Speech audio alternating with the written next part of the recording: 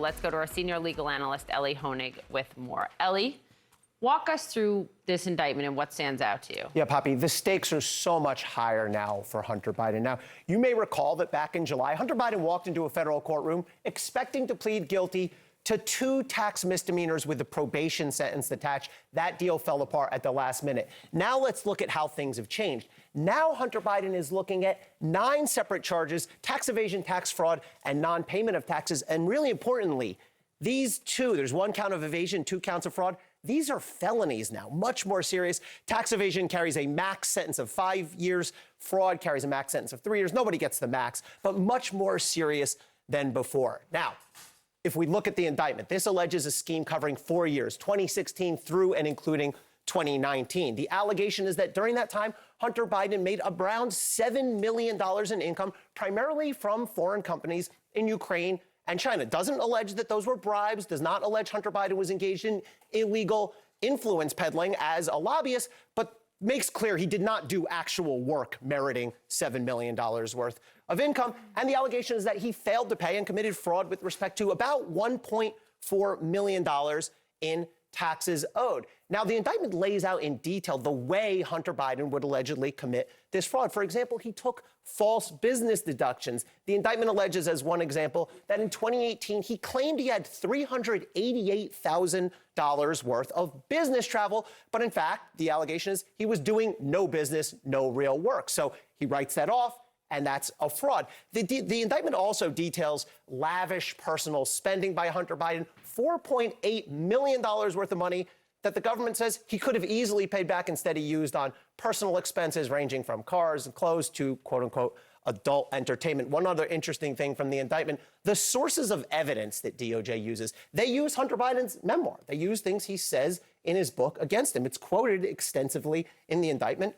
That's fair play. It's a statement by Hunter Biden. And they use certain texts from Hunter Biden, including one that references taxes. It's not exactly a smoking gun, but they say, well, look, he knew he had to pay taxes. He knew he owed these. Hunter Biden already had another indictment. Do these 2 overlap at all? So completely separate cases. Let's remember, he's already charged with firearms charges relating to possessing a firearm while a felon. Those were brought in federal court in Delaware. And now Hunter Biden is looking at literally a 2-front battle here. He's got 2 separate indictments, both federal, one in Delaware, one in California. It's tough enough to beat 1 federal case, never mind 2. He can try to have those 2 cases combined into 1. That's an interesting strategic call his lawyers are going to have to make. What about this push for an impeachment? Because I will say California and Delaware are the 2 jurisdictions where, when this plea deal was about to happen, critics of it, Republicans, were pointing and saying, what about those 2 jurisdictions? Yeah. Why has that even brought here? So no mention of Joe Biden, no reference to Joe Biden in the indictment. James Comer, of course,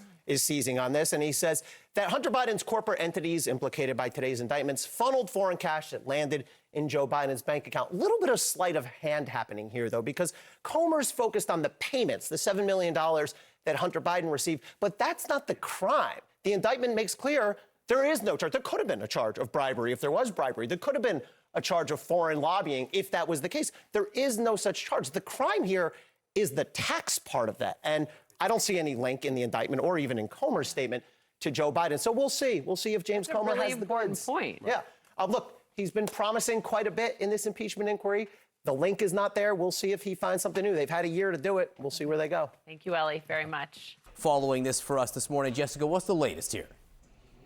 Yeah, John, this is the 2nd indictment against the president's son just this year. And it's actually these charges now out of California that really do bring much greater peril for Hunter Biden. He could face up to 17 years in prison if convicted on these 9 counts. So this latest indictment, what does it include? It includes failure to file and pay taxes, evasion of a tax assessment, and filing a false or fraudulent tax return. And prosecutors are describing it as Hunter Biden engaging in a 4-year scheme to avoid paying at least $1.4 million in federal taxes that they say he owed for a span of several years. Now, this is from the indictment. I'll read it for you. It says, between 2016 and October 15th, 2020, the defendant spent his money on drugs, escorts and girlfriends, luxury hotels and rental properties, exotic cars, clothing, and other items of a personal nature. In short, everything but his taxes. And more specifically, prosecutors are saying that Hunter Biden subverted the payroll and tax withholding process of his company when he withdrew millions of dollars. They say it was all to subsidize his extravagant lifestyle. It included nearly $700,000 in payments to various women, nearly $200,000 in adult entertainment, and about $70,000 in rehab, among other things.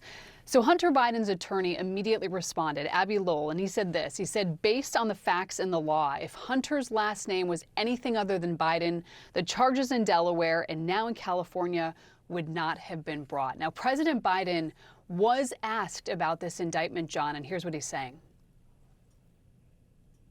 Your son, while there's no ties to you, could be charged by your Department of Justice. How will that impact your presidency? First of all, my son's done nothing wrong. I trust him, I have faith in him, and it impacts my presidency by making me feel proud of him. So that was actually from President Biden back in May. Now, David Weiss, he's the special counsel now. He's been investigating this case for several years. He was named special counsel in August. Of course, that gives him wide latitude to investigate and prosecute. And of course, there is that other indictment against Hunter Biden out of Delaware. That stems from his illegal purchase of a handgun back in 2018. So, John, now the president's son will be fighting criminal charges in California, also Delaware, all while his father mounts that re-election campaign and while Republicans continue to call into question Hunter Biden's international business dealings and, of course, their claims, so far unsubstantiated, that President Biden benefited from his son's business dealings in Ukraine and China. We know that Republicans are moving toward an impeachment inquiry into President Biden. So there is a lot going on with the president and his son just as we're moving into this election year. John? Jessica Snyder, thank you very much. And as Jessica noted, those comments that we heard from the president, those were from back in May. Right. We are waiting to see if he makes new comments on this in really the next few minutes as he walks out of the White House to travel to Nevada. Right, Fred? and most likely, John, those comments were really in reference to the Delaware case. They probably didn't see this California case coming. All right, let's discuss all of this now with Carolyn Polisi, a federal and white-collar criminal defense attorney. Garrett, good to see you. So how bad is this for Hunter Biden, in your view? It's pretty bad, Fred. You know, that indictment really spared no expense when it comes to really calling out Hunter Biden for the embarrassing things that he spent this money on as opposed to paying his taxes. You'll recall, and as Jessica laid out there, he could have avoided these charges had that plea deal not fallen through many months ago in Delaware. David Weiss alluded to the fact that these new tax charges were imminent. They are much more serious than the gun charges that he's facing in Delaware. And, you know, now he's facing multiple charges, multiple coasts. Abbe Lowell, his defense attorney, you'll note that statement that he made immediately following this indictment coming down didn't really, defend the conduct, didn't say that he was innocent of the conduct. He just noted that, you know, this essentially was a political prosecution and that were his name anything other than Biden, they never would have been brought. So is it your view that that earlier failed plea deal in Delaware greatly influenced the pursuit of this California case?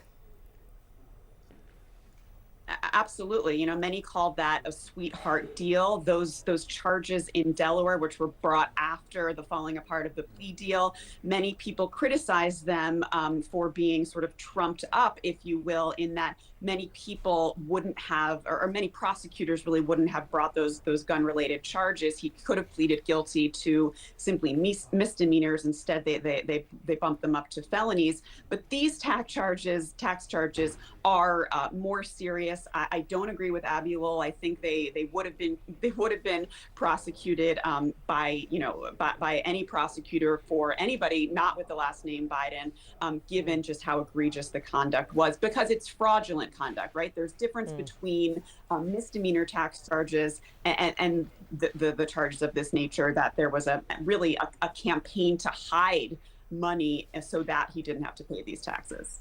And you already said that Abbe Lowell's, first response really doesn't say much about defending their client, Hunter Biden. So how are they positioning themselves to defend Hunter Biden given these new charges? Look, I think they've already announced that they are going to make an argument both on the gun charges and likely now these charges that the original plea deal should have been honored. So again, that's not fighting, the facts of the indictment. Also, Abby Lowell has a reputation for being a real bulldog. He has represented Jared Kushner and Ivanka Trump. So, he doesn't discriminate in terms of his clientele.